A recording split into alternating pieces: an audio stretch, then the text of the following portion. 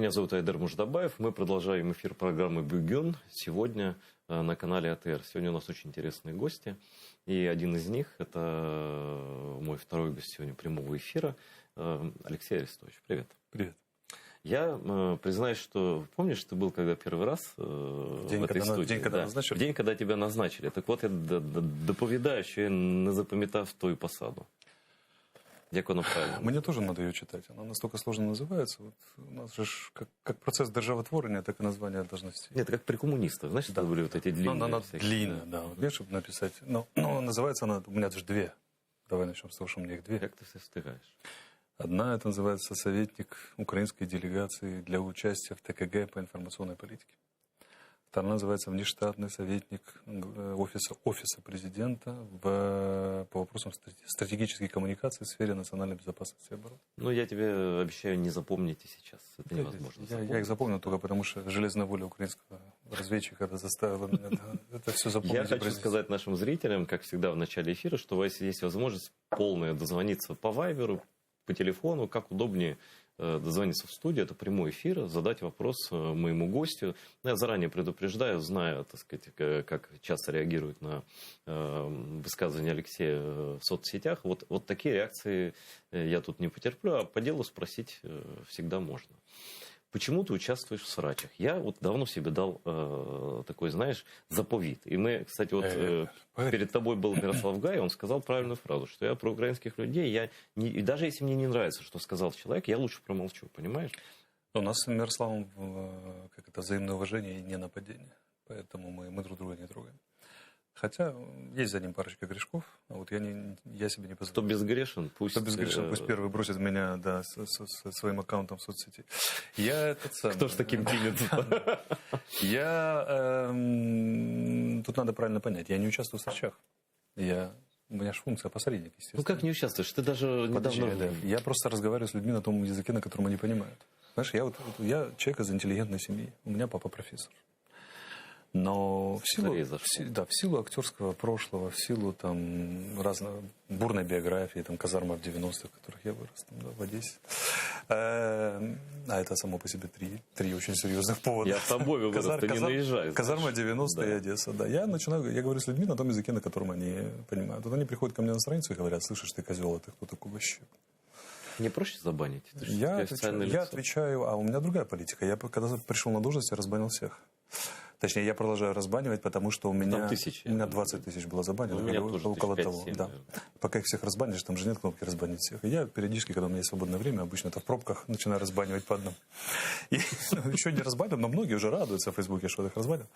Я считаю, что вот человек, который представляет власть худо-бедно, не должен прятаться от людей. То есть они все могут меня тегать, они все меня могут цитировать, злобно обзывать и так далее. Но все-таки с матом, мне кажется, перебор. Но я просто поговорил с человеком так, что он пришел с матом, я ему ответил просто по-человечески. Ну, если ко мне по-английски, я же по-английски. Знаєш, я ж переходжу на українську мову, я просто ось попередній ефір я вів українську мову, але щось мене сьогодні... Вирішив відпочити. Це я просто приношу флер російськості. Я про то, что учите украинское ругательство, я всем говорю. Що ви російською? Брутальну українську лайку? Да. Слушай, ми ж використовуємо мову ворога проти нього самого. Я называю це трофейною мовою. Трофейный язык, да. Мы ее сначала создали, потом отдали им, теперь забрали в качестве трофея и пользуемся. Да нет, их язык создали немцы. Ну, немцы и творческое участие преподавателей Киево-Могилянской академии, они же кодифицировали. Украинское влияние на Россию пошло, когда никонянские реформы, когда заехали преподаватели Киево-Могилянки, и церковную реформу им делать. И пошло. Был такой Николай Васильевич или Сергеевич Трубецкой, князь, на 19-20 век рубеж. Он посвятил свою жизнь исследованиям украинского влияния на Россию и сказал, что оно определяющее. Конечно. Более того, у него была идея, что самобытность России была задавлена украинским влиянием, и вот надо избавиться, чтобы наконец расцвела могучая и настоящая Россия. Недавно была годовщина, по-моему, смерти Валерии Ильиничны Новодворской. И я увидел ее цитату, я надеюсь, что она правдива, действительно, ее цитата, она, на мой взгляд, гениальна. Украина – это Русь, которая осталась дома. Да, это гениально. Ты понимаешь? Так и есть. Тут ты начинаешь думать, да, это так же. Так и есть, но нам бы это институализировать, как-то развить, потому что мы же политику путаем с державотворением. Это же очень разные вещи. Слушай, вот мы как раз с Гаем говорили перед тобой. Очень круто, когда я люблю такое, когда Украина щелбанов кацапам надает, да? Вот этот закон про коренные народы, вообще это слово крымские татары для господина Путина, ну это высшее оскорбление. Знаешь, вот это просто, ты можешь его на букву «Х» называть сколько угодно, даже в открытую, да, он на это не реагирует. Вот я всегда говорил, что крымско-татарский вопрос для них определяющий. И он это страшно нервует, да. Именно после этого он высказал эту речь, что русским придется всем оттуда уезжать. Потом он написал эту статью, да. Вот я люблю, когда мы шлепаем по мордам. Да, это хорошая тема, но только тут же вопрос в чем, что если мы в полемике с ними, там, до заочном противостоянии, то надо его институализировать и вести правильно. Вот мы никак не соберемся, никак не... Ну а почему нам не собраться? Верховной Раде. А давайте примем название Русь-Украина. Потому например. Что они так не мыслят, их приходится уговаривать. Первые, все люди, которым я говорю Русь-Украина, они все не в политике. В политике у человека наступает... Ну мы и есть Русь. Смотри. Ну слушай, ну куда дальше-то еще? Айдар, в чем проблема? Политика обладает гипнотической силой. И, давай рассказывай. Да, человек, который туда попадает, он как правило, 99,9% людей оказывается слабее политики, слабее системы. Это тебя сминает, тебя гипнотизирует, тебя доворачивают мозги, и ты просто вот они... Еще ковровая дорожка. Ты с ними так разговариваешь, да, вот, как бы я вот люблю... Есть ковровая дорожка? Нет, но я хожу по ковровой дорожке. Где кабинет у меня в офисе президента. Большой? Ну, такой, значит, туалет у меня большой есть, там ванна с душем, и этот самый, и стол, фикус какой-то там растет. Несколько стульев. Знаешь, а представь, как кто-то... Я там был один раз, чтобы ты понимал. Мне некогда. Я его открыл, посмотрел, закрыл и больше не заходил. Хотя он числится за мной, ключ там у меня. Мне некогда. У меня волки ноги кормят. Вот и ноги. Вот это мои два рабочих инструмента. Я бегаю как этот самый, как сумасшедший. Потому что прежде чем все сошьешь все эти расползающиеся коммуникации... Вот, послушай, вот у тебя как раз шанс сейчас. Ты же не просто там представитель государства в каком-то смысле. Пусть не штатный, но все равно. Да? Так для государства не имеет значения, в штате, не в штате. Ну, сейчас-то и надо продвигать эту тему Руси. А я во все продвигаю. А мне кажется, ты как-то... Все заражены этой идеей, да, направо и налево. Но я хочу дожить до того момента, когда Украина вернет себе свое название. Однозначно. Тут вопрос, вот смотри, ну, вот, тут же все это психолингвистика, все это... Но все Путин это, будет, ты знаешь, что с ним будет? Знаю, да. Да не только с ним. Я боюсь, он даже не протянет. Архетипика, да. То есть ты приходишь, вот мы знаем, что такое россияне современные. Есть несколько типажей, по которым они легко познаются. От Тамбова до десантников Фонтана, там ФСБшника, да, россиянина за рубежом, россиянина там на Олимпиаде и так далее. А что-то их склеивает все. Да. А вот теперь вопрос. Какой типаж у русского, русина, как мы это назовем? То есть русского с одним «с». То есть русского. Какой он? Мы не можем дать ответ на этот вопрос. Он разный. То есть какие? Он должен опознаваться. Вот француз, что ли, одинаковый? На юге и на севере? Мы опознаем француза, мы опознаем британца, мы опознаем. Там есть типажность. Нам эту типажность надо вынимать. Понимаете, в чем проблема? Мы же страна, отсеченная от корней. И очень много людей из разных наций постаралось, чтобы между нашими источниками и нашим нынешним было проложено несколько слоев свинца, вот как радиоактивный могильник закрывали. Свинца, бетона, глины, чего угодно. И вот мы получаем истинную свою энергию из своих источников по капле, вот так вот поднимаясь там как-то через дождь косвенными методами. И очень много работает на то, чтобы они не коснулись. Почему? Потому что Российская Федерация – это историческое искажение глобальной первичной идеи Руси. И она в первую очередь не заинтересована, что тут настоящая Русь началась, потому что тогда станет понятно, кто они такие на контрасте. Да? Конечно, то же самое, как в Советском Союзе. В Советском Союзе же наиболее преследуемыми философами в череде преследуемой философии были марксисты настоящие. Вот настоящие марксисты. В 86-м году или 87-м... Ну, те, которые реального Маркса знали. В 86-87 году еще наказывали марксистов. Последние, кого посадили в психушки, по-моему, были два советских там какие-то знаменитых марксиста, насколько я помню, или известных в узких кругах. Потому что разрешили уже все, но настоящего марксизма было не нужно здесь. Я не говорю, что он лучше того варианта, который предлагал Советский Союз, я говорю, что была такая история. Потому что удерживали, отрезали на цитаты, давали не полностью. Но современная Россия, вернемся к тому, она изобретена Екатериной II. и она дала заказ на переписать историю. Да, однозначно. Она переименовала целые регионы. Да, немецкая профессура, Потемкин евгенические эксперименты ставил, заселял Новороссию. Там конечно, Крым. Вот у нас памятник Екатерине в Одессе, это памятник империи, памятник колонизации Украины. Она же уничтожила подряд 2 государства. Крымское государство и Запорожскую Сечь. Я считаю, что в империи самой по себе ничего плохого нет. Вот в империи как таковой. Уже британская империя мне нравится. А что же они все развалились? Нет, так они где развалились, а где преобразовались? Британская преобразовалась в Содружество наций. Кто считает самые лучшие специалисты по информационно-психологической борьбе в мире? Кто? Британцы. Они убедили, что Австралия и Канада, люди, это отдельное государство. Так вот, они молодцы. Они вышли из своей империи с достоинством. Да. Или форму новую приняли. Да? Как Соединенные Штаты тоже же империя на самом деле. Но вот они получили урок войны с Соединенными Штатами, когда они проиграли в итоге эту войну. И с другими своими частями как-то Китай империя, Япония империя. Тут же вопрос. Китай другая империя. Тут же вопрос в другом.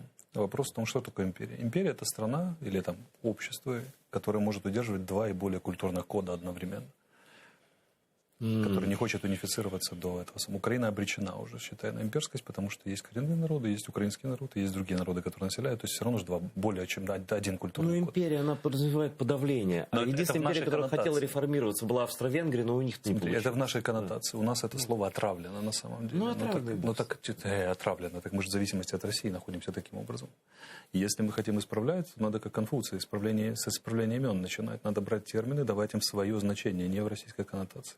Борьба за слова. Империя. Но мы не изменим коннотацию. Почему? Это значит, это как слово, вот слово брутальный. Оно изначальный смысл английский, это грубый, хам. А у нас брутальный, такой брутальный Арестович. Это похвально. Это со всем этим можно работать, есть специалисты, это целая программа. Кто работать-то будет? У нас этим не занимается. И у нас есть огромная проблема вот по поводу очистки слов и развлечения. Мы путаем политику и державотворение. Это очень разные вещи. Ну, тебе свежий пример с Рахами и со мной, которые похвалили китайцев там и так далее. Мы же как бы не хотим брать у них опыт политической партии. Так можно как-то было разжевать? Преследующих уйгуров. Ну вот я пользуюсь случаем, да. Разжу. То есть Рахами съездил в Китай, посмотрел на то, как они строят, да. И... Там все прифигевают, когда туда приезжают дороги. И сказал, что вот этот опыт строительства нам очень важен экономически. Он сказал, что те программы, которые осуществила КПК, которая недавно 100 лет отпраздновала в деле державотворения и роста экономики, нам интересен. Он же не сказал, что нам интересен опыт преследования уйгуров, правильно? Или установления цифровой слежки. Ну, так надо же, знаешь... Нет, не надо же. Не надо досочинять, понимаешь? Очень многие от доброхота кинулись сочинять. Но он сказал, что надо брать пример с Компартии Китая. И не отделил. Он не сказал, что в строительстве только. Нет, ты надо внимательно смотреть всю цитату. Вот та же, я просто это очень хорошо знаю. За 7 лет, пока я в телевизоре выступаю, ни разу не дали то, что я сказал в заголовке. Ни разу. Вот ни разу. Вот свежий пример, моя история с Китаем. Меня спрашивают, а давайте, на Западе идут сложные процессы, журналисты меня спрашивают, давайте представим себе, что если вот нас Украину предадут и сдадут наши интересы там ради России.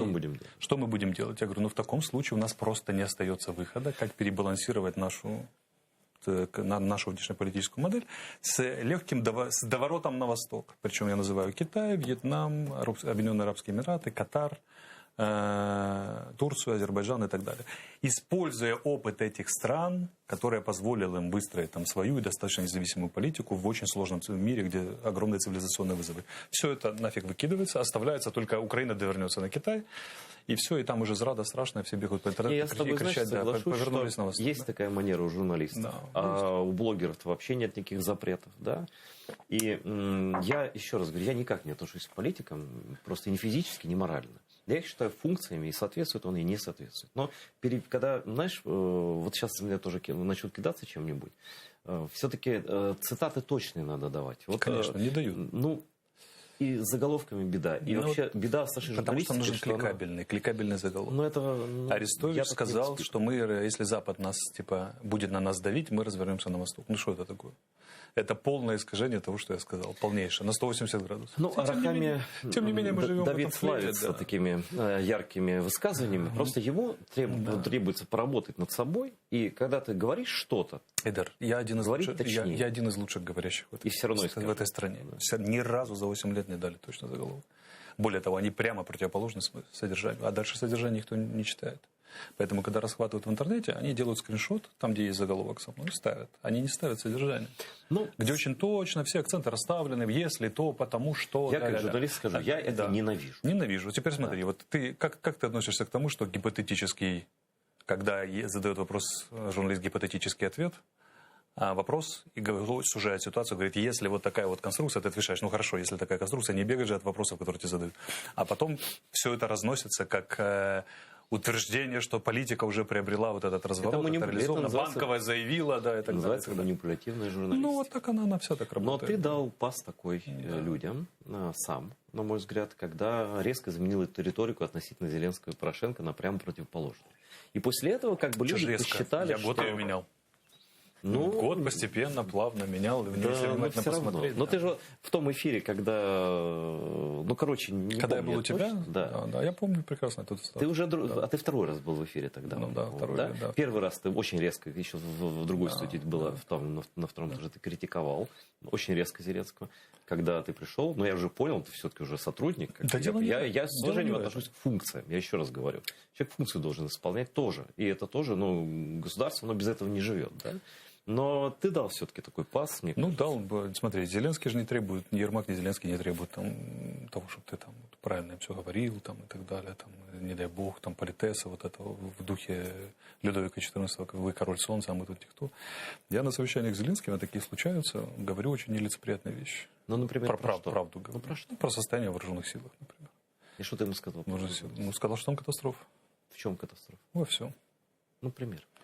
Ну, поехали. Начиная от того, что задолженность по зарплатам, по выплатам составляет 1 миллиард гривен с лишним уже. Заканчивая там выполнением гособоронзаказа, заканчивая положением на фронте. Вот если смотреть внимательно сводки, то там видно, что очень часто попадаются среди раненых механики и водители. А что они там делают среди раненых? Это же дефицитная военная специальность, которая долго очень готовится. Да. Пока можно выучить за 3 месяца, механик-водитель это ого-го. И члены экипажа. А потому что людей не хватает, их ставят в первую линию. Ну, они и сами охотно идут, там доплаты. Еще есть такая проблема, не знаю, ты, наверное, тоже наслышан о ней. И множество офицеры, боевые офицеры, их увольняют, либо переводят на такие должности в тыл куда-то, а штабных туда... Армия потонула в бюрократии, в бумаге, а самое главное даже нет, мы не знаем, каким путем мы идем. До сих пор не определена военная модель. Все разговоры НАТО, перенато, но если взять вот армяно-азербайджанский конфликт и посмотреть, мы идем там армянским путем, либо азербайджанским мы не идем, а должны были быть. Ну как не идем, мы же барактары. Там. Ну барактары, это ж армия как оркестр, там все надо менять. Невозможно, когда бардак везде, а тут купили немножко барактаров, как бы. Ну вот хорошо, победить все. Вот ты сказал. Да. И что, изменилось? Ну, он принял сведения, сказал спасибо за информацию. Так, слушай, таких случаев было очень много. Например, уже полтора года ведется речь о том, что вот начнут терять гражданство ветераны войны с Россией, которым сам Зеленский, ну там не только они, да, вот сам он первым своим указом дал гражданство людям. Там волонтеры, военные, люди, которых преследует Россия, которых Россия никогда не отпустит из гражданства, потому что они для нее преследуются. Они Сенцова как своего гражданина преследовали, они меня преследуют как своего гражданина, подают в розыск, но понятно, что никогда не решат гражданство этих людей, да? 1,5 года я про это пишу. Юля Толопа, ветеран, родила девочку тут. Девочка не гражданка Украины. И сейчас прошло 2 года. И Зеленскому докладывали об этом лично. Люди, которых я лично знаю. Осенью будет закон. Его не успели сделать. Юля Толопа, у нее заблокированы все карты. Она сидит с ребенком без ничего. Тут есть такая комиссия при президенте, которую Алена Вербицкая возглавляет. Комиссия по делам действующих военнослужащих. Но она занимается широким спектром и действующих, бывшими и так далее. Она персонально занимается, она юрист, у нее 20 тысяч с лишним случаев помощи реальной людям. Сейчас она мотается по колониям, разбирается с делами ветеранов, осужденных и так далее. К ней напрямую надо обращаться. И можно через меня, и она будет помогать. Слушай, в миграционной службе говорят, идите в суды. Да, это правда. То есть миграционная служба, тут с нее вину снимаю всю, потому что они в засаде. В засаде, потому что нет закона. Закон будет осенью. Когда его прописали, вот сейчас очень хотели принять до конца этой сессии, но там несколько серьезных положений конституционных уперлись и решили фундаментально переписать. Но смотри, но все равно, если человека преследуют, как российского гражданина, то есть государство Украины ставит невозможные. Я свои документы давно отправил им в русское посольство, да? Естественно, ни ответа, ни привета. Да, я скачал у них листок, я фотографию прикрыл, еще 2 мотивы агрессивной внешней политики, все я написал, как у них положено, но у них этого, во-первых, они просто ничего не ответят. Да? Во-вторых, там нужно, чтобы получить отказ, пойти в консульство или поехать в Россию. Значит, я и Толопа такая же. Это таких людей, их 1000, может быть, больше. Значит, причем они все граждане Украины. И законным образом получили гражданство. Значит, если Толопа зайдет в консульство, ее полицейские обязаны арестовать. Там. Потом посадить в багажник машины. А потом у них есть, так вот говорят, такой гараж у них подземный. И на Харьков. 6 часов, и она там, где находятся белорусские, посаженные в самолете. Да? Никто туда не пойдет. То есть государство не может ставить. Почему? Даже, мне кажется, в Конституции надо прописать, что государство не имеет права ставить перед своими гражданами условия, которые невозможно выполнить. И на этом поставить точку. Ну, как такое, блин? Ну, закон примут и все отрегулирует.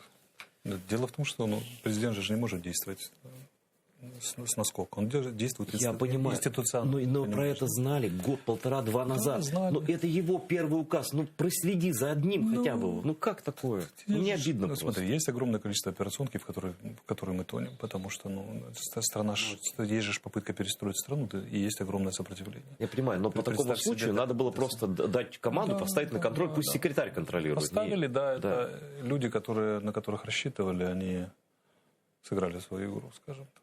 Ну, доигрались. И я считаю, что они конкретно подставили Зеленского. Потому что сейчас парад в День независимости. Сейчас парад. И что этим людям делать? Они граждане, у них счета заблокированы. Это люди, которые фактически наградили даже Более того, ты не поверишь, я с ними в переписке состою ежедневно, помогая решать и общие проблемы, и конкретные. Поэтому это все... Это системно надо решить. Это системно, понимаешь? Да? Но мы не можем, сколько бы людей ни страдало, нельзя Конституцию изменить. А ты знаешь, что? Знаешь, как в Америке? Я с американцем на эту тему разговаривал. Говорит, а в Америке все просто. Если человек не может выполнить условия, он приходит. То есть там государство априори на стороне гражданина. Гражданин приходит, говорит, по чиновнику, никакому там высокому. Он говорит, мистер Джон, в районе. Я не могу выполнить это условие, вот не могу, там тоже отказаться от такого гражданства. Ну не можете, все, не можете, пишите здесь. Все. Там же требование такое прописано. И в случае невозможности подается декларация официальная на украинском бланке, да? Казалось бы, но у нас государство советских времен построено так, что не все, что разрешено, понимаешь, да, а наоборот. У нас инструкция 67-го года до сих пор используется. Так вот, надо все законодательство менять. Надо, конечно. Гражданин должен быть превыше всего. Депутат же державный дияч, у него свое мнение. 56.00 сколько поправок получил? Не самый лучший закон, как мне кажется. 10 тысяч. Сейчас уже речь идет о том, чтобы вносить правки, позволяющие ограничивать правки со стороны депутата, потому что можно утонуть, да, в этом все. У нас звонок есть, говорят редакторы. Телефонный звонок в студию. Говорите, кто вы, откуда, и задавайте вопрос Алексею Арестовичу. Откуда звонок? Из космоса? Шум какой-то? Человек сыграл. Все, да. Ну, видимо, вот такой был вопрос. Он хотел поставить мелодию, которая осуждает меня и мою позицию. Ты думаешь? Однозначно. Такое бывает? Да. Она тебя троллят? Прозвучала как реквием практически. Меня? Шучу. Тебе звонят, пишут гадости. Мне постоянно пишут гадости, угрозы, огромное количество. Мне, жене, если до кого, до родственников дотягиваются, просто десятками, пачками. Мы же предатели. Я же предал. Кого? Вот смотри, предал. Я пошел работать в украинскую власть. Худшего предательства для украинцев быть не может. Потому что пойти работать в украинскую власть, это и есть предать украинцев. Но если честно, я бы на твоем месте, конечно, не пошел. Потому что, примерно предположить можно было, чем все это Я в таком драйве, ты не представляешь. В каком драйве? Удовольствие получаю. От чего? От этого всего. От того, что тебя обзывают? Конечно, я же психотерапевт. У меня одна из специальностей. Я, практически такой. Я, как опознают, знаешь, людей, собрата по профессиям. Если стоит очередь или идет количество людей, к тебе обратятся за помощью на улице. Как пройти, как это верный признак. И одним из вторых признаков является способность притягивать к себе сумасшедших городских. Их как натянуть на себя, и они должны собраться. Но многие твои критики не сумасшедшие. Но я бы быстро не утверждал. Однозначно, да, это правда. Ты смотри, одна из фишек, которая преуспела Российская Федерация, называется рефлексивное управление. Их специалисты. В чем оно заключается? Человек должен быть истощен эмоционально и волево до такой степени, что он превращается в собаку крепкую петуху. Он реагирует, сигнал, реакция, рефлекс. Уже у нас общество накаленное. Да, не просто мышление отсутствует, не то, что сложное мышление отсутствует, мышление отсутствует. У нас большинство людей, вот часть людей превратилась в таких уже. Но ты знаешь, среди людей, которые болезненно реагируют, есть заслуженные очень люди, ветераны войны, которых, я уверен, ну, ты не можешь не уважать людей, которые я уважаю. Нет, да? Я очень спокойно отношусь к ветеранам войны, потому что я сам ветеран войны. Ты ветеран, да, даже если бы я не был ветераном войны, то есть ты же пойми, война никого не сделала ни умнее, ни честнее, ни лучше. Она просто выявляет в человеке то, кем он является на самом деле. Она выявляет в человеке решимость отдать свою жизнь за страну, извините, пожалуйста. А что главнее, что дороже? Есть какие-то другие жертвы? Большинство не осознает, что он готов там отдать жизнь, например. Во-вторых, не все попадают в эти ситуации. В-третьих, там, ну, сегодня он героем же может стать даже подлец. Один героический поступок он всегда способен совершить. А вот пролонгированно это совсем другая история. У нас коррумпировались ветераны. И все это сообщество, которое... У нас вообще общество такое. Почему? Да? Потому что очень многие из них попали в ситуацию, которая была создана как социальный пылесос, где их там поднимали, там, подчеркивали и так далее. Они не выдержали, попали в политику, возможность распоряжаться в околополитических гошках, какими-то ресурсами, кадрами и так далее. А другие коррумпировались, потому что у них нарциссический разлад личности начался. Почему? Потому что им... Вот ты был никем, ты там... посидел на фронте, что-то героическое сделал, или там пострелял в посадку 3 года подряд, как бы, за 800 метров, или даже в ближних боях участвовал, там, страшных и так далее. Неважно. Важно, что вот, это остается самым значимым, самым главным моментом твоей жизни на фоне серой убогости, в которой ты до сих пор пребывал. И ты пытаешься это все время эксплуатировать. А тебе еще общество что же виновато? Знаешь, кто культ ветерана создает больше всего? Те, кто не пошел, отсиделся и боится, что по принципу «чур меня». То есть, если чем больше я буду его замаливать, тем меньше шансов, что меня заберут. Я создаю культ ветеранов, потому что я не воевал, и мне стыдно. Нет, у тебя другое. Да. Поэтому и вот этот замкнутый круг, вот это вот людей, которые... 14 год и 21 это очень разные года.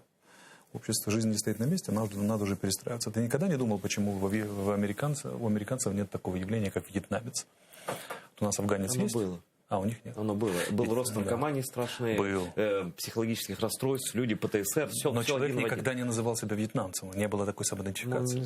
У них были грандиозные проблемы, проблемы огромные, это сотни тысяч людей. Остаются, но Вьетнам дал 150 тысяч самоубийств, чтобы ты понимал. Я тебе говорю. Да, я это прекрасно знаю всю эту историю. Да. Так вот, чем-то проигранная была война, но они еще хуже. Они не называли себя вьетнамцами.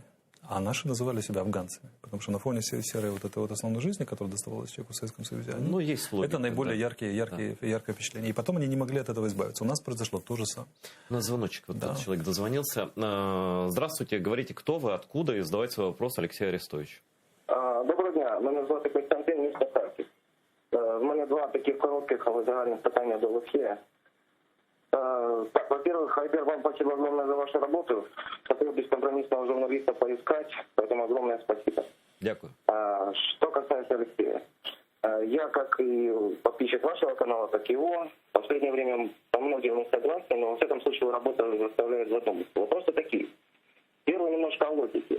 Вопрос такой, приблизительно, быстро, жалею ваше время. Значит, нелогично ли было бы исправить ошибки той силы, которую он поддерживал изначально, да, и многие люди до сих пор не могут этого до конца понять. То есть, вот назовем ее оппозиционной сейчас, исправить ее ошибки, прийти туда и указать им, чем переходить в нынешнюю власть, которую он сейчас поддерживает, но тогда критиковал. То есть, я тут хотел бы понять просто логику.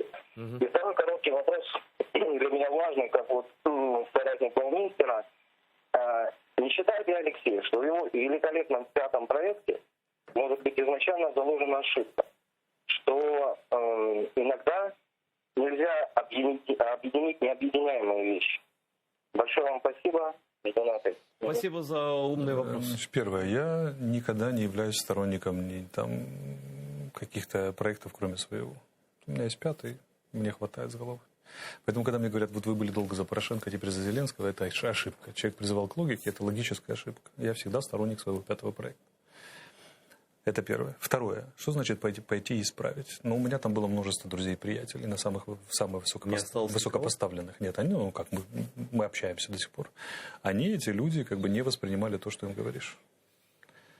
Вообще не воспринимали. Ты пытался повлиять на Порошенко? Я не на Порошенко, а на людей, которые влияют на Порошенко. Я им говорил, что, ребята, так, вот вы делаете ошибку там, сям. Они верили в то, что делают. и до сих пор верят. Ну, удачи. Как бы. Третье. Что значит пошел к Зеленскому? Я пошел в украинское государство, на украинское государство работать, а не к Зеленскому. Понимаете, да? Так, я пошел работать на украинское государство, народу Украины служить 1 августа 1994 года, когда я пришел в военное училище. И с тех пор как-то ни разу не менял линию. Как было, так и осталось. Но с 1994 по 21 год очень много чего изменилось. И тут, как говорил Ленин, если политическая ситуация меняется 2 раза в день, значит, наша политика должна меняться 2 раза в день. Это все логично.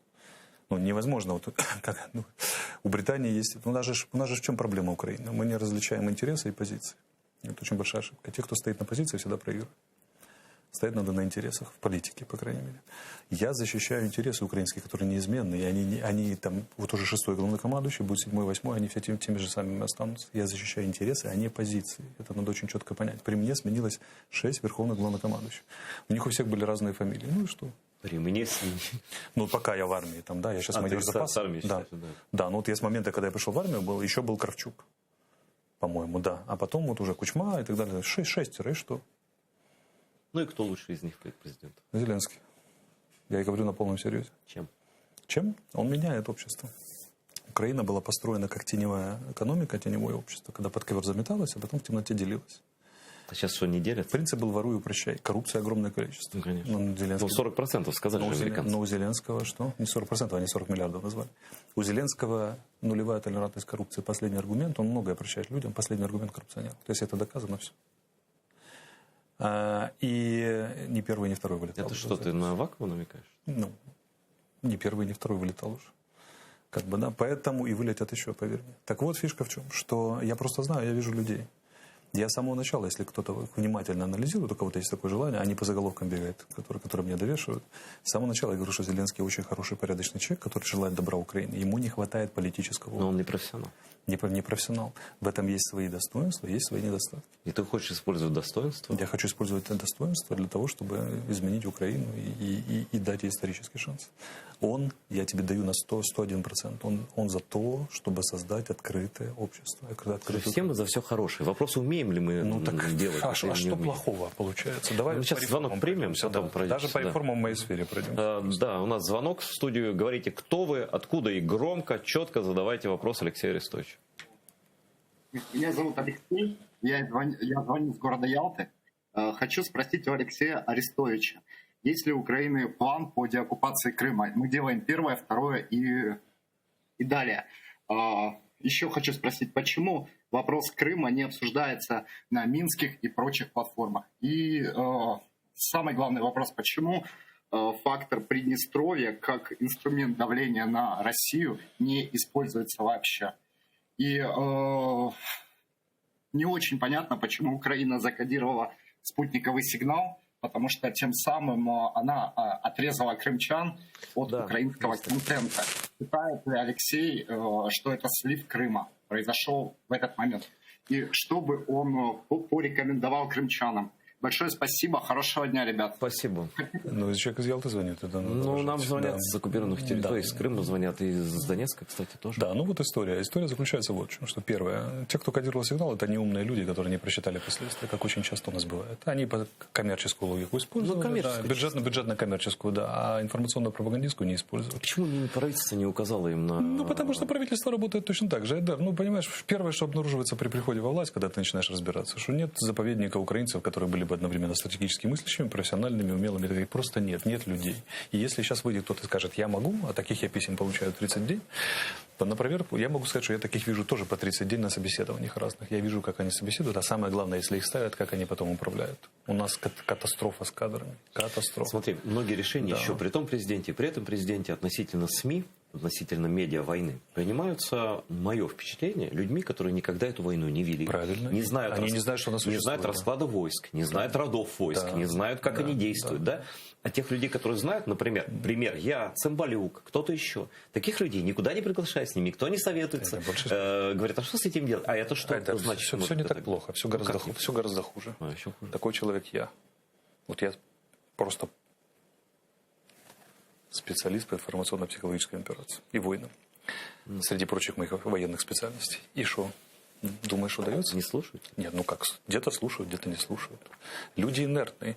Не существует людей, психика которых меняется вот такой. Пришел и доказал. Нарциссичные, инертные. Вот представь себе, ну это ж кажется, что он элементарно, это же понятно. Но представь себе, что вот сейчас тебе надо заставить уверовать в астрофизику и перекинуть туда деньги и назначить специалистов.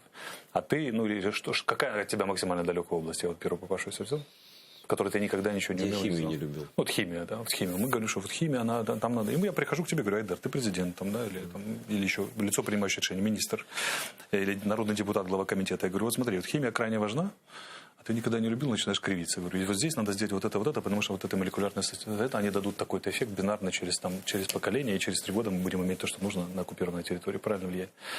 Ну, сколько тебе нужно времени, чтобы понять это, просчитать эти последствия, спросить экспертов. Начинается опрос экспертов. Он реально начинается. Зеленский требует от всех научно-экспертной оценки. Вот тупо, просто на любой законопроект. Ой, мы же про вопрос забыли. Да, сейчас отвечу. И вот это часть ответа на вопрос. И вот он приходит, и ему разные эксперты сообщают разные данные. А где Третейский суд? Кто может вынести это суждение? Институт национального... Нужны честные, независимые люди, которые не получают денег от него. Я честный, независимый человек, не получающий от него денег. Тебе не верит никто? Ну почему? Ну, да, мне верят. Им очень много удается за эти 7 месяцев. Дело не в этом. Дело в том, что и против меня же работает информационно. Целенаправленно работает против меня. Кто? Те же парохоботы, те же россияне. И еще множество, тоже ОПЗЖ. Можно видно потому, кто голосовал против меня в пятницу, когда ЕС подали очередное, на снятие меня с 2 должностей в эту пятницу, постановление. Меня в этот день, когда они подали это постановление, меня заблокировали в Фейсбуке одновременно. Что эти люди, кроме всего прочего, подпитывают ОСМР. Такое интересное, такое интересное совпадение. Вот одновременно подают ЕС на меня, этот самый, и блокируют меня в Фейсбуке за комментарии годичной давности под постом парохобота. Но суть не в этом. Суть, возвращаясь к ответу на вопрос. Поэтому эту политику реализуют люди, которые ни черта не понимают в информационной войне, а у них мышление бюджетно-коммерческое такого типа, им пофиг абсолютно. Что там, есть война, нет войны, есть влияние. Это по поводу последнего вопроса. По поводу вопроса, когда будет план. Стратегия. План будет представлен на Крымской платформе 23 августа. То есть вот эта 17 страниц, это так себе, это вот эта стратегия. Нет, там все это. Там очень, это не стратегия, прошу, это намерение какие-то. Там понятно, потому что сейчас формируется политика и интересы. Стратегия часто носит закрытый характер, обсуждается на закрытых заседаниях РНБО, ее так в эфир не выскажешь. Это же борьба за деоккупацию. Но это нет не так просто. Никакой пока прописан. Погодите. Второй момент, третий момент по поводу, почему не даем через Приднестровье. Ну, есть разные инструменты. В Молдове только недавно президент, с которым у нас хорошие отношения, установился, и только недавно она выиграла парламентские выборы, не далее, как несколько дней назад. Да, можно поздравить, кстати. По той простой причине, что до этого она ничем не могла управлять. Все правительство было против нее. Она давала распоряжения, и ей показывали дулю люди, которые пророссийски настроены. Вот сегодня в Батуми президент Зеленский, президент Грузии и президент Молдовы как раз подписывают трехстороннее решение о том, как совместно действовать в отношении интеграции ЕС и НАТО. И вот вам наглядный пример использования молдавского направления, молдавских возможностей. Я 3 руками с самого первого дня за Крымскую платформу. Я считаю, что это давно назревший шаг. Про закон о коренных народов я уже говорил. Это абсолютно просто... Тут 100%, тут не с чем. Тут даже враги Зеленского политические... Ты говорил про, есть ли хоть какие-то успехи или какие-то действия. Ну вот закон про коренные народы. Да. Крымская платформа. Да. Есть ли риск, что она провалится? И оцениваются ли такие риски? Ну, смотри, как провалится. Я вот как вижу, да, президенты некоторых стран уже сказали, что приедут. Ну, это Балтия наша традиционная, да. Значит, вопрос уровня американского представительства еще не закрыт. Визит Зеленского в Вашингтон перенесен. Видимо, перенесен. Что такое перенесен? Ну, просто перенесен. Да не перенесен он. Там, если американцев внимательно читать, там написано, это этим летом. А этим летом перенесен, это если бы новый слив был Нью-Йорк Таймс, что он будет тогда, а теперь слив, что будет тогда. Сливы, это они есть сливы. Окей, организовать слив на Западе, это несколько десятков вообще-то, на самом деле, это огромного значения не имеет. Никакого. Эдер, все равно до Дня независимости мы-то должны с тобой. Но есть плохие сигналы. Есть абсолютно русофил Джон Керри, которому принадлежит цитата, сказанная в Гарвардском университете, в этом рассаднике левацтва всемирного. А цитата почти дословная, звучит так. Вопрос был от слушательницы лекции. Она спросила, как вы считаете, какая главная ошибка Запада по отношению к Украине? Он сказал, главная ошибка Запада, что мы тянули Украину на Запад. А надо было, по логике, то есть оставить Путина. И он не один такой-то. Слушай, но он был при Обаме. итог была, помнишь, вот эта перезагрузка, да? Результат перезагрузки. Началась она после войны с Грузией, а закончилась на оккупации части территории Украины. Вот результат блестящий. И те же грабли, вот Джон Керри в Москве сидит перед своими этими русскими. Позавчера приехал. И вот возникает вопрос. Те наши люди, которые кричат, нам надо на Запад любой ценой, вот Запад, перезапад, и которые меня осуждали за вот этот якобы разворот на китайский вектор, как они же про это написали. Все-таки тоже. Ну, возникает вопрос, да, как бы, да, вот когда они кричат про такой Запад, а если Запад, согласно вопросу журналиста, который он мне задал, возьмет и послушает Керри? Ну, не весь Запад, а часть, потому что британцы не послушают никогда, поляки не послушают, это что же Запад? Ну, Керри это дно. Да. Ну, вот представь себе, тогда и он не один там такой, там целый пул этих людей. Вот, они в неравной диалектической борьбе за Байдена находятся, за его решение. Конгресс и Сенат вообще очень сильно настроен в пользу Украины. Там много чего происходит. Ну, представим себе, что победила эта точка зрения. Что тогда нам? Продолжать интегрироваться в тех, кто хочет отдать России или как? Какие варианты? Но нам некуда интегрироваться, кроме Европы. Ну, вот но мы Запад все равно. Это означает, да, это означает, мы европейская страна, безусловно. Это означает, что у нас в стране люди, которые вот кидаются такими вещами, они никогда не понимали, что такое быть субъектом. Украинская влада. А что такое украинский лад? Что такое быть субъектом политическим? Нет ответа на эти вопросы. Люди никогда на эту тему не задумывались. Они просто знали, что надо вовремя побежать к тому хозяину, к тому. Это 300 лет это все было. Если не Московия как бы плохой царь, то надо османскому султану принести. Это османский султан плохой. Значит, полякам побежали. Главная ошибка с русским не связываться. Ну, правильно. Не умели быть субъектами. Теперь надо этому заново учиться. Учиться никто не хочет. Это тонет в ресентименте и в этих эмоционально истощенных криках. Все упрекают Зеленского в потере субъектности Украины. Да ну, Зеленский борется за нее как лев, наоборот. Знаешь, мне было очень, на самом деле, симпатично. Все ее осудили, эту фразу. А я такой сижу и пишу пост в это же время, такой же пост. Про то, что для меня личным оскорблением является то, что Украину должны звать в НАТО. Она не должна проситься. И они уже четко сказали, что это политическое решение. Слушай, Албанию взяли в НАТО без всяких условий. Болгарию взяли в НАТО. Ну, то есть они, скажи мне, какая армия Украины, да, и какая страна, и какая армия у Болгарии, да, и кто более важный член НАТО. И потом мы за НАТО де-факто воюем сейчас. 8-й год. 8-й год. То есть, если бы у этого мира была какая-то такая, знаешь, метафизическая совесть, то эти все лидеры стран обратились бы к Зеленскому, к любому, на самом деле к Порошенко еще, обратились, сказали, мы просим вас, не соизволите ли вы со своей армией, со своей страной но они так не делают, потому что там нет решения. Потому что они боятся русских. Нет решения в отношении того, что... Французы не хотят. Французы не хотят, немцы не хотят, много кто не хочет. Не все американцы хотят, а есть кто-то хочет. Ты думаешь, какая должность будет у Меркель и Макрона в Газпроме? Не знаю, посмотрим. Суть вот в чем. Там же не одни такие. Если Ле Пен победит, будет еще веселее. Тут вопрос вот в чем, что как мы должны себя вести в этой ситуации. И стоит заявить что-то субъектное, вот как я сказал, что если нас поставят в эти условия, ну, гипотетически, то мы сознательно перебалансируем нашу систему внешних отношений для того, чтобы иметь что? Сдержки противовеса, да, и... Ну, это потрактовали как реверанс Китаю, да, который помешал визиту в Америке. Да, помешал визиту в Америке, правда. То, что мы за Китай, не проголосовали удержались про уйгуров, то, что мы подписали соглашение с Китаем, то, что Дархамес съездил в Китай, то, что мы звонок Си Цзиньпину сделали в день, когда нам опять намекнули там на визит через прессу и так далее. Это типа сильнее слов Арестовича или что? Это же конкретные действия государства на внешнеполитической арене. Я считаю, зная, давно изучая Китай, там несколько раз был, я не прям какой-то там эксперт из усіх питань. Видел, да. Но я просто представляю себе, как их тип мышления, я знаю, как они мыслят, и я знаю, что стоит за их улыбками и рукопожатиями. Это другой тип империи, если хочешь. Ты сам я прекрасно знаю, китайцы играют в Го. Они заходят, почему некоторые страны просто от них отшатываются. Вот Польша, например. Там, как только они зашли, там коррупция в правительстве началась. Тут же, как только зашли китайские деньги, они скупают. Они как русские, только хитрее. Да? Потому что русские требуют еще и политической верности. Знаешь, такое демонстрированное халуйство. То есть перед ними надо на коленях стоять. А китайцы хитрее. И таким образом они могут действительно, тут я согласен с экспертами, которые не ругались там, не истерили, а говорили, что попасть в любую зависимость от Китая, это плохо. А мы не идем в зависимость от Китая. Речь идет об изучении опыта цивилизационного. Мы с тобой об этом говорили. Некоторые вопросы они решают чрезвычайно удачно. И надо разделять политику и державу. Что они удачно решили? Они госпиталь строят во время ковида за 10 часов. Нет, они могут. Строительство дорог, скоростной транспорт, инфраструктура, да. Надо изучать. Это страна, которая просто рванула. Но она рванула за счет чего? За счет дешевой рабочей силы, за счет тех же уйгуров и синьцзянцев, которые работают за 3 копейки, за $100. Надо изучать. Это что он? Как мы тут изучим? Надо изучать. Плохое не берем, хорошее берем. Там есть разные варианты. Запад восхищается Китаем. Правильно? Запад рассказывает про то, что нечуванные успехи на фоне современных цивилизационных вызовов, которые абсолютно... А как же права человека? Не все знают, что решать. Ну, права человека. Да. Мы же не предлагаем осваивать опыт нарушения прав человека. Китайский. Мы говорим, и Арахамия говорит, и я говорю, нас интересуют вызовы, на которые Китай нашел удачный ответ, которые лежат вне плоскости политики, левые, правые, коммунисты, не коммунисты, а в области там, конкретных технических инженерных решений цивилизационных. Опыт Китая в развитии искусственного интеллекта интересует нас и так далее.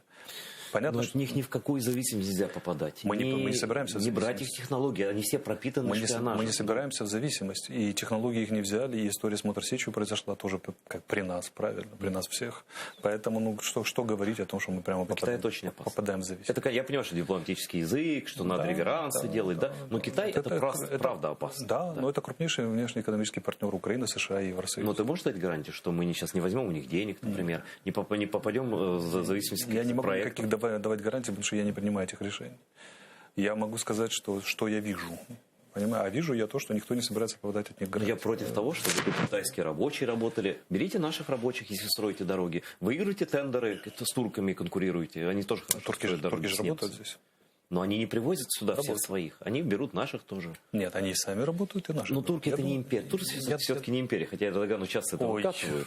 Но они никого не собираются присоединять. Но им это не надо. Турки ведут очень эффективную внешнюю политику. Китайцы же тоже не собираются никого присоединять. Ну, не скупают. Но Турции нет таких денег. Хорошо, как у Китая. Ханьцы никогда не будут. Да, давай звонок. Они же не считают нас до конца. Еще один звонок Алексею Арестовичу. Говорите громко, четко, кто вы, откуда, и задавайте вопрос. Вы в эфире. Алло. Привіт, да? То Єжи Сладковський. Я перепрошую. Это наш постоянный зритель. Да, я же говорю, ставь питання. Добре, чудово. У мене запізнення тут на Ютубі. Я перейду, наверное, на русский язык, чтобы было понятно всем суть вопроса. Я хотел бы узнать, почему господин Арестович считает себя вправе хамить людям, которые привлекают его внимание, скажем так, на то, чтобы он, как представитель Украины в ТКГ, говорил на Державное море. Почему пан Арестович считает себя вправе послать человека куда-то на 3 буквы? К тому же, есть еще второй вопрос. Почему пан Арестович считает, что можно допустить плюрализм мнений и, по сути дела, свободно дать высказываться всем гнидам из ОПЗЖ, как нормальным людям? Єжи, все, дякую за запитання. Я скажу, хто такий Єжи Сладковський. Він дуже крутий програмер, він українець польського походження, але він з Дніпра. Зараз він живе, працює у Відні, і він виходить там, він політично активна людина, він підтримує Україну щиро. И наверняка волонтер. Ну, звісно. Да, так вот типичный случай ресентимента, про который Дацюк говорит. То есть, когда и эмоционального истощения, у человека даже голос дрожит. Гниды из ОПЗЖ. Я их тоже считаю. Ты их считаешь гнидами, но они народные депутаты Украины. Он задает 2 вопроса, которые один другому логически противоречат. Первое, почему я позволяю себе, будучи державным лицом, вести себя как гнида? А второе, почему не расправитесь с гнидами, которые являются державными лицами? Так это же явление одного порядка. Если ты считаешь, что ты с ОПЗЖ явление одного порядка? Конечно, мы явление одного порядка, потому что мы как они державные деячи, все депутаты, согласно закону Украины, они державные деячи, это плата за демократию. Какие варианты? Если его избрали народным депутатом Украины, то что с ним делать? Если только есть реальные доказательства. Или можем привести пример Израиля, который ты наверняка хорошо знаешь. Когда левая профессура в Хайфе призывает разрушить государство Израиль и выгоняет еврейских студентов с лекции, а арабских оставляет. Ну, знаешь, мне Гарварда хватает. Та же самая история. БЛМ и все эти остальные. Знаешь, это Гарвард мировой политики. Современный мир с ума сошел, и давно. И теперь вопрос, хотим ли мы эмоционально истощаться, так, чтобы у нас у человека, который программист в Вене, волонтер и очень болеет за страну, очень хороший, дрожал голос в момент, когда он заявляет 2 логически противоречивых факта. Если вы требуете от Арестовича, чтобы он вел себя прилично, то ведите себя прилично по отношению к депутатам ОПЗЖ. Нет, я не буду себя вести прилично. И ты можешь себя вести прилично. Да, но это плата за демократию. Я, будучи там человеком, который там представляет государство в определенной сфере, не могу себе позволить по отношению к депутатам ОПЗЖ говорить «ты гнида». Нет, ну давай слово «гнида». Я должен говорить литературное. Я должен говорить «уважаемый народный депутат». А почему ты не можешь назвать их врагами Украины? А почему я должен их называть врагами Украины? По факту Потому что суд называет врагами Украины. Докладываю. Я в свое время назвал врагом Украины Мураева. Совершенно за конкретную вещь. Когда Сенцов сидел в тюрьме, и когда он истощенный был, ну, помнишь вот этот момент, когда он голодал, да? Он просто говорил как русский. Он говорил как русский пропагандист. Я назвал, и мне суд, минуточку, Мураев до этого выиграл все суды.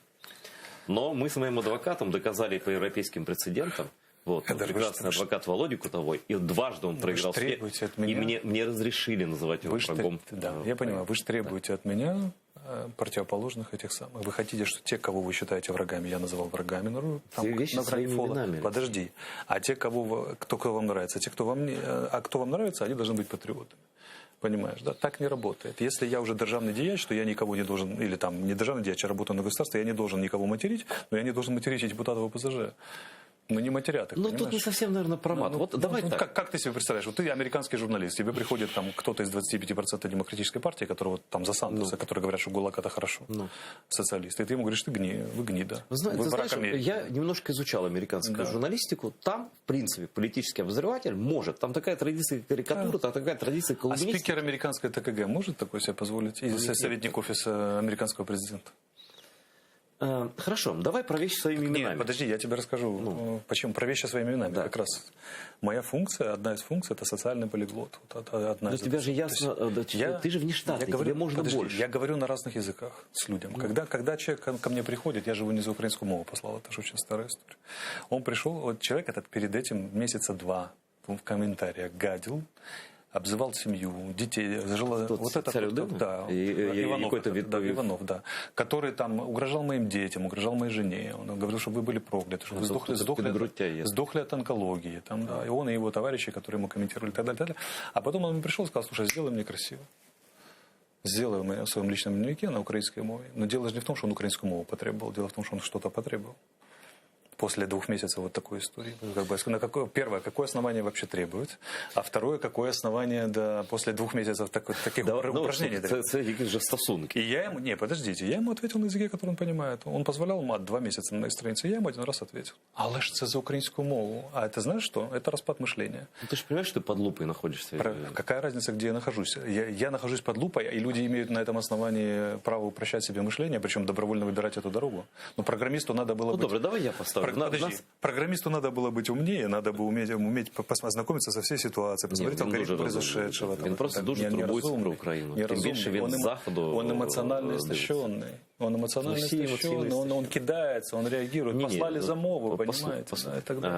Давай я. Он не хочет розбиратися. Немає, як з Івановим, там, з якимось там, не знаю, хто це. Але я запитаю, чому не державною мовою? Чому не державною коли? Ну, коли ти пишеш пости. Так це ж моє особисте щоденник. Чому я там маю? Ти державний діяч. Я пишу рідною мовою. Ти маєш бути зразком. Подождите, нет. Я стою на позиции Дацюка. Свобода выше мовы. Причем любой мовы, не только украинской. Ну, слушай, ты же понимаешь, что война за украинскую мову – это война за Украину? Нет, я так не считаю. Вообще не считаю. Вообще не считаю. Это ты не считаешь, что... самых главных... Да, смотри, я тебе просто пример приведу. Вот ты медийщик, я медийщик. Я забил во время израильского обострения в Израиле, забил название страны Израиль, российскую мову и украинскую мову. Доложи тебе результат. Да. Когда ты забиваешь, когда украинец забивает, когда у него первый язык российский, когда он забивает по-русски, любой, вот просто в Гугле, это не Яндекс, который выстраивает, где чуть не Путин там выстраивает им все это у них под Кремлем. А это пофиг, Google. Значит, когда ты пишешь Израиль, находясь в геолокации в Украине, тебе дают 9 источников российской пропаганды, и внизу украинская правда, 10-я. Когда ты Израиль забываешь украинскую мову, тебе про разницу, какая разница, тогда все источники украинские и международные появляются. Так а что, украинские источники не могут проводить российскую пропаганду? Нет, они все могут. Я тебе говорю, как автоматично работает поисковая система. Конечно, так работает. И что теперь? Я должен менять язык, на котором я выражаю свое мнение, только потому что так работает? Не должен никому ничего. А завтра они начнут работать иначе, я опять его должен менять? Или как, Айдар? Ну, всерьез, это же упрощение мышления очень. Ну, слушай, я с тобой попередние выживают те, которые усложняют мышление. Слухай, ну, Україна страна хороша. Прекрасна. Я дуже її люблю і вивчив в дорослому віці, вільно розмовляю і так далі. Користуюся залюбки, між іншим. Але питання не в цьому. Питання в тому, що ми в Україні вибрали добровольний путь примитивизации мышления. Будучи истощены, дойдя до уровня рефлексии. Я никогда не пойду этим путем. Бегство от реальности, истощение, треть страны минимум говорит на русском языке. Израиль проходил все то же самое в начале 50-х годов. Если Израиль ты пример приводишь, там было до газовых шашек в театры, где Израиль, там боевики ходили, которые за мову. Да, и что они решили? А у нас нет, что нормально в Израиле? Нет, они сделали арабское государственным. И только в Нетаньяху, когда ему надо было выиграть 4-е подряд выборы, там снизил его статус до официального. Он перестал быть государственным, а стал официальным. Но это что же? Это же как бы политическая технология. Всю эту дорогу, они же посмотрели в начале 50-х годов, драки вот эти левые, правые, трудовая партия или либералы, те, которые заорают, и языку своих основных врагов, таких кровных врагов, которые поставили целью уничтожить Израиль. Россия нас хочет поглотить, а эти уничтожить хотят. Смотри, я вот выбрали государственным языком. У меня есть свой опыт, которого у тебя нет. Просто по факту нет. Ты там не жил. Да? Где? В России? Там, да. У меня мама русская. Нет, не важно. Россиянка. Я же не про этнос тебе говорю. Я тебе говорю про состояние общества.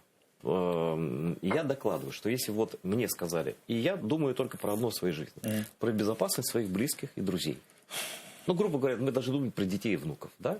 Вот если бы меня спросили, что ты первое бы сделал для детей и внуков своих, я бы запретил все российское здесь. Хотя бы лет на 5. Знаешь, и тогда уже я не боялся бы, что какая просто русская пропаганда в ухо влетала. Кого бы ты запретил? Чайковского и Достоевского? Зачем? А кого? Достоевского я бы включил, только, знаешь, в курс психологии. Да. И весь мир как жить нельзя. Использует, конечно. Ты знаешь, они не понимают Достоевского. Западники не понимают Достоевского. Они ищут какую-то глубину, а это состав преступления. То, что написано Достоевским, как жить нельзя. Ну, правильно, они изучают с этой точки зрения. Россия – это архетипическая тень Запада. Вот никогда не приходила в голову такая мысль, что тень с большой буквы, юнгианская. Они очень тщательно изучают. Значит, ничего не поняли. Отсюда эти сложные сосудистые отношения. К вопросу о том, откуда это левацтво? Такой ли уж безупречный Запад, правильно? Да не, он ужасен. Вот. Запад ужасно, чудовищно поглупел. Вот, да, фишка в чем, что я веду личную страницу как бы на личном, на у меня-то нет тебе на родном. Я считаю, что... Вы где-нибудь видели, чтобы я страницу ТКГ вел на русском? Але ти поважаєш українську мову? Ну, звісно, як її можна не поважати. Ти любиш нею користуватися? Я залюбки користуюсь українською. А у побуті? І в побуті. І з людиною, яка розмовляє зі мною українською. Тобто, якщо я звернувся до тебе українською? Звісно, як ми це зараз розмовляємо прямо зараз. Дивіться, от ти одна з найбільших розумних людей, яку я знаю. І от ти, и честных, самое что интересно. И вот ты ставишь, послушай, какой вопрос ты ставишь. Вот так работает ресентимент.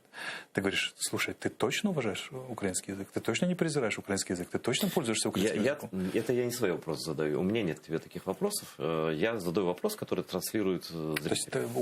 Давай еще раз. Майор вооруженных сил Украины, отвоевавший за нее 2,5 года. Ты же сам говорил, что ветеран это не обязательно... 12 лет прослуживший в украинской армии говорит, вы знаете, я презираю украинский язык, не хочу им пользоваться, вообще это полное. Ну ты же тоже говоришь, что ветераны не все одинаковые. Ветераны не все одинаковые. Вот скажи, а зачем человек, который воевал за эту страну 12 лет и отдал ей жизнь 12 лет, ну непосредственно там, да, вот службы вооруженных сил, зачем, как вот он говорит, я вот за Украину, которая вот не на украинском, так или как?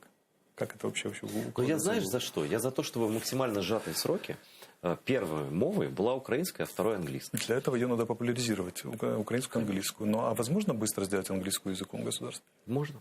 Шведский опыт. Сколько надо преподавателей английского?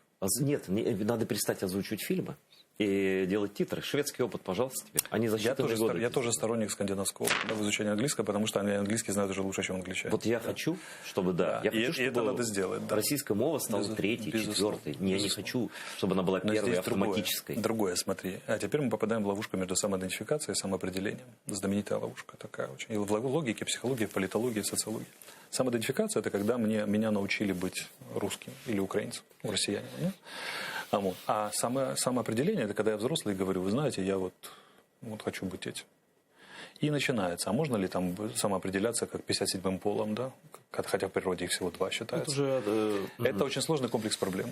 И вот вопрос. Это психология уже скорее. Да, ну почему? Это же социальная психология, она становится политикой, символические привязки, эмоциональное истощение, через них политика, выборы. На самом деле, когда я говорю про язык, про мову, я говорю просто тупо про безопасность. Все, что я в своей жизни делаю, это про безопасность моих близких. Это же все очень просто, смотри. Вот один из самых из ныне живущих изысканных носителей украинского языка, образцовый считается специалистами, это Дмитро Табаченко, ныне проживающий на Рублевке в Москве, или где он там живет. Министр культуры. Нет, это не автоматически, конечно.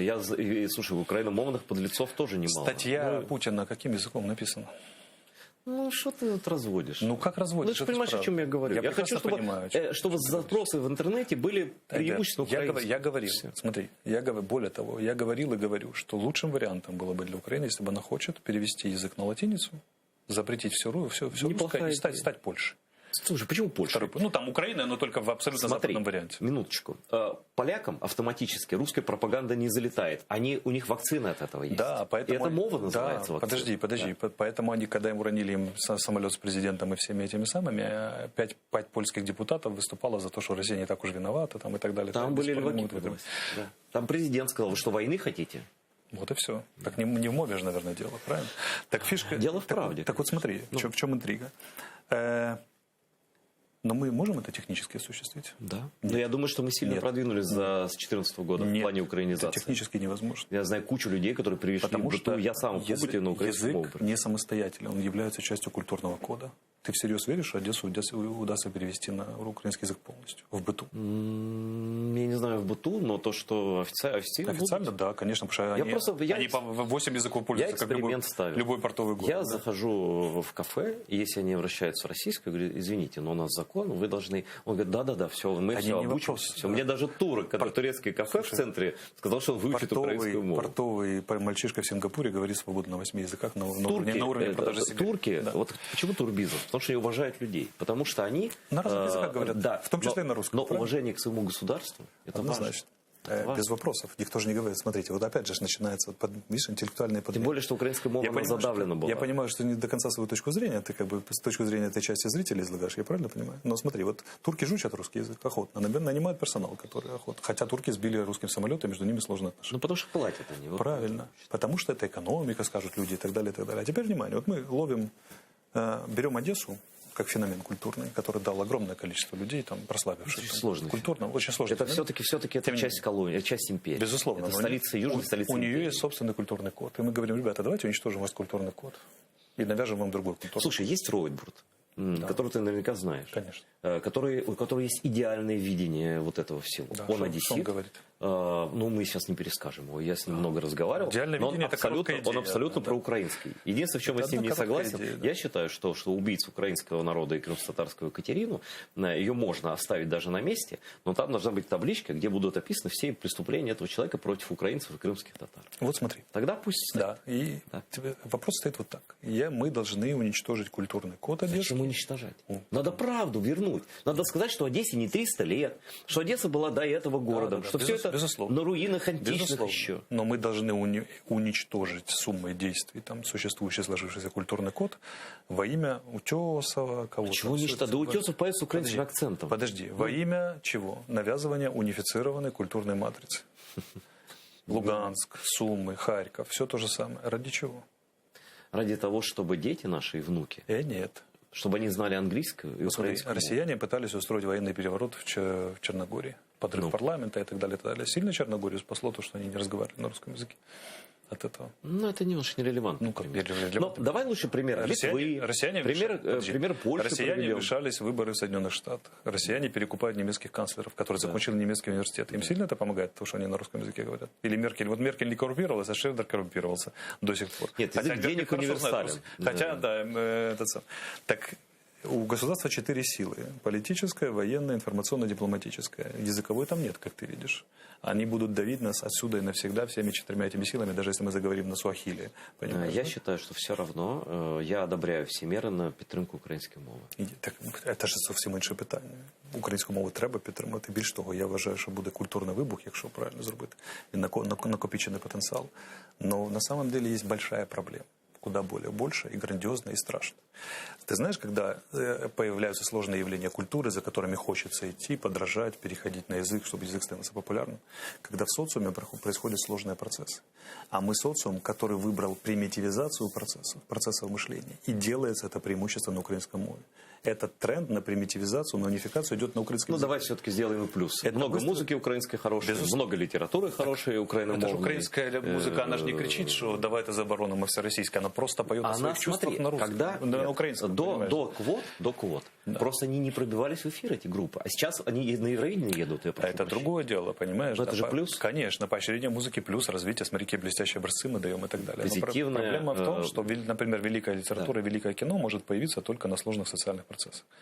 А сложные социальные процессы – это усложнение мышления, усложнение разнообразия, усложнение процессов. Если мы будем примитивизировать и унифицировать, мы в третий рейх превратимся. Ты знаешь, я бы с тобой вот так часа 3 поговорил на эту тему. Ну, вот, реально, потому что это сложно все. И у меня есть свое видение. Все дело в нюансах. И я там жил, я знаю, как они к нам относятся, как они используют свой язык как оружие. Все дело в нюансах. Мы должны усложнять мышление. Не специально усложнять, а различать нюансы, тонкости. Когда идет тренд на примитивизацию, я буду ему решительно противостоять. Датюк сказал очень важную вещь. Он несколько статей написал. Он сказал, если вас принуждают говорить на русском, сопротивляйтесь. Принуждают говорить на украинском, сопротивляйтесь. Свобода выше языка. Понимаешь, да? Я не при принуждении, я про достоинство. Ну, давай так. Главное достоинство, когда мне приходят на страницу, говорят, что ты, козел, перешел на украинский, достойно как... Нет, это слово, я не про это. Я про то, что я украинец, я вот сам выучил мову. Вот у меня к тебе вопрос. Ты крымско-татарский знаешь? Плохо, я буду учить. Это моя наступная цель. Потому что что? Ты хочешь быть это про гідність. Про гідність. Для меня достоинство не поддаваться давлению. Ну, это детское что-то. На зло папе, на зло маме, утонув в помойной яме. Но это тоже Не, секундочку. Потому что эта позиция не поддаваться на давление позволяет противостоять левакам на Западе, российским, путинским вот этим ФСБшникам, китайским попытки нас перекупить. Все же начинается с этого. Хорошо. А если ты сдался на этом этапе, то кому ты как будешь противостоять? Ну, я просто... Тут надо из этого чуть упрямства просто. Тут здравый смысл, рацио. Знаешь, мое отношение к русскому языку – это чистое рацио. Я хочу сберечь жизнь своих потомков. Все. Так а что, чем тебя нарушает русский язык? Чем жизнь твоих потомков? Я тебе сейчас расскажу. Если в маршрутке звучит русский блатняк, я точно знаю, русский блатняк это не русский язык. А когда там звучит Чайковский, это... Все-таки русский язык все-таки коррелируется с нелюбовью к Украине. В значительной мере. У значительной части людей, не российскомовных, а людей, которые тянутся как за сиськой вот туда. Его надо изменить. Самое страшное в Украине, знаешь? Скажи мне, да. Что мы добровольно стали похожи на худшие образцы русской пропаганды про нас. Да знаешь, и продолжаем усиливать это. Ответь на вопрос такой. Вот просто возник случайно. Нафига нам нужен здесь Парфенов, который даже не может сказать, кто такой, чей Крым в интервью в Украине. Зачем он нам нужен своими фильмами тут? Зачем нам нужен тот Киркоров, расскажи мне. Зачем? Давай я добью окончательно свою репутацию. Искусство вне политики. Это мое глубокое убеждение. Никогда такого не было и не будет. Мое глубокое убеждение. Никогда такого. А вот то, что политики хотят, нет, искусство само по себе, а то, что политики хотят использовать, искусство используют, особенно российское искусство, это однозначно.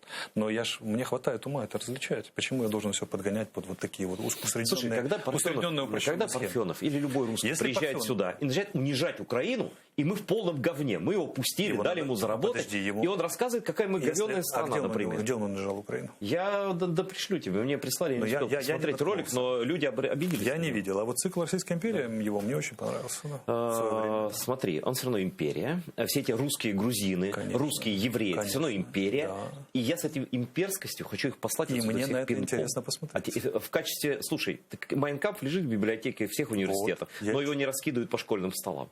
Но тем не менее можно пойти и прочитать. Можно, но не вот. Да, а если мне запретили, то как я прочитаю? А то есть ты на зло пойдешь на Парфенова? А Баста это что? Это что вообще дно? Игроки сборной Украины. А что плохого в Басте? Что он там такой? Значит, смотри, плохого в Басте. Что-то украинское сделал? Минуточку. Да. Плохое в Басте то, что он считает трагедию мою личную, трагедию Украины и всего моего народа, он поддерживает оккупацию Крыма. Для меня достаточно. А как он ее поддерживает? Физически, словесно. Как он выступал, он говорил, да. Что он говорил? Он путинский прохвост. Подожди, понимаешь? Что он говорил? Я не себе, слушай, давай мы цитату. Мне она неизвестна. Я знаю, что он поехал в Крым, нарушил закон Этого Украины. Достаточно. И 3 года просидел в бане. Это предательство действия. Это слушай, они унижают Украину. Мне за Украину обидно. Я тут не родился, я тут не рос. Ну почему почему-то мне обидно. А вот мне обидно другое. Мне обидно, что если они действительно унижают, с этим надо разбираться. Но мне обидно другое. Мне обидно, когда вот борьба за украинскую идентификацию превращается в борьбу со смешариками, с бастами там, и с кем-то. Это серьезно. Нет, баста это серьезно. Нет. Я, конечно, за то, чтобы украинский рэп рос, в первую очередь, да? Но баста это унижение. Когда двое игроков сборной Украины подходит, дядя, можно с вами сфотографироваться, а этот дядя срать хотел на эту страну. Может, это он попросил с ними фотографироваться, мы же не знаем, как давай это было на самом деле. Да. Слушай, я сказал, если эти ватники, не скажут, что они ошиблись, если сборная Украины не скажет, что мы со сторонником, открытым сторонником аннексии Крыма и горя моего народа фотографируется, что мы дураки, я уже за эту сборную болеть не буду. Сказал, что я вот говорил он что Крым оккупировали. Да, говорил он все. Тогда, хорошо, да, слушай, это же писали миллион раз. Но я не слежу за Бастой. Да мне не нужно. Он зашел в мой дом без разрешения. Он в Крыму был. Мне достаточно этого. Я даже читать ничего не буду. Ну вот я не слышал. Слушай, он был в Крыму, он унизил твою страну. Я тебе просто говорю, я не слышал. Но для меня это унизил. Если унизил, надо разбираться. Значит, я знаю, что он был в Крыму, нарушил закон. Дальше, Парфенов, дальше. Да пусть 30 лет сидит, пока оккупация. Да. Дальше, Парфенов запускает свою серию, вот это годы, как они называются. Виноград. Год 2006. Да. И Крым уже без Украины, Украина без Крыма изображена в фильме про 2006 год. Потому что не хочет попадать под раздачу. Да потому что он под раздачу в Украине. Потому что он дерьмо, понимаешь? Он находясь, причем он относится к нам к дерьму. Он, знаешь, тем, что он приходит в студию в Украине и не отвечает, чей Крым, находясь в Украине. Чувак, выведите его из студии. Просто не хочет попасть под раздачу. Да не хочет, не приезжай. Смотри, вот Борис Ливанов, который Шерлока Холмса сыграл, как ты к нему относишься? Советского. Рыцарь, награжденный он рыцарь британской империи. Василий Ливанов, извините. Его отец Борис. Но он, по-моему, крымнашист. Крымнашист. Все, мразь. Принял орден от Путина. Я «Собаку Баскервилля» больше никогда не должен смотреть? Ну, я не буду. А я смотрю, потому что смотри, значит, тебя это не торкнуло. Это гениальное произведение. Вот меня аннексия Крыма, вся моя жизнь разрушена. Я просто я разделяю. А я не разделяю. Вся жизнь моя разрушена благодаря, знаешь, сколько Высоцкого, которого ты тоже наверняка любишь, да? Это кумир моей молодости, да? Но виновен не жираф, а тот, кто крикнул из ветвей. Виновны эти люди, которые легализовывали в глазах миллионов, эти популярные люди. Они это все делали нормой. Так вот смотри. Их вина колоссальная. Смотри, культура вне политики. Я различаю эти вещи. Ну, ты лично можешь различать. Я спокойно различаю, когда вот он сыграл гениально Холмса, и там, когда он... Но если иметь в виду безопасность страны... Когда артист что-то там сказал. Слушай, тебя никто не сдвинет. Ты уверенный в себе взрослый человек. Я тоже цельный человек, как говорили в одном фильме русском. Да? Я тоже цельный человек. Я тоже человек порядочный. Да, но есть безопасность страны. Я считаю, что такое унижение перед какими-то засранцами русскими, публичное их унижение Украины и наше самоунижение, оно подставляет бойцов. Они за нас защищают, а мы тут... Слушай, я защищал и защищаю. Я не про тебя. Я про то, что это страшнее, чем мы думаем. Меня не представляет. А сейчас поедут еще, и поедут еще. А потом мы не заметим, как наши дети будут петь песни Аллы Пугачевой. Они поют. Херово. Поют. Весь Львов поют российский рэп. Все подростки украинские поют, потому что он динамичный. Это целое культурное явление, он заводит и так далее. Понимаете? С этим надо бороться. А для этого надо замещать. Для этого украинская культура должна быть сильной. Замещать нужно, но запрещать тоже нужно. Замещать. Люди, не считающие Украину нормальным государством, не должны иметь права въезда сюда. Нельзя. До свидания. Смотри, никакая Литва не пустит Киркорова. Въезжать же не надо. Литва запретила Киркорова, Украина разрешила. Это что такое? Въезжать не надо, они через ТикТок это все скачают. Культурное влияние это больше, чем физический въезд. Ты же понимаешь. Продолжим этот разговор. Мы перебрали сильно, мне показывают на время. Да. Все, спасибо Алексей Арестович, что пришел. Вот такая откровенная у нас беседа, и мы можем долго еще беседовать, просто времени уже нет. Спасибо. Спасибо за внимание, смотрите АТР.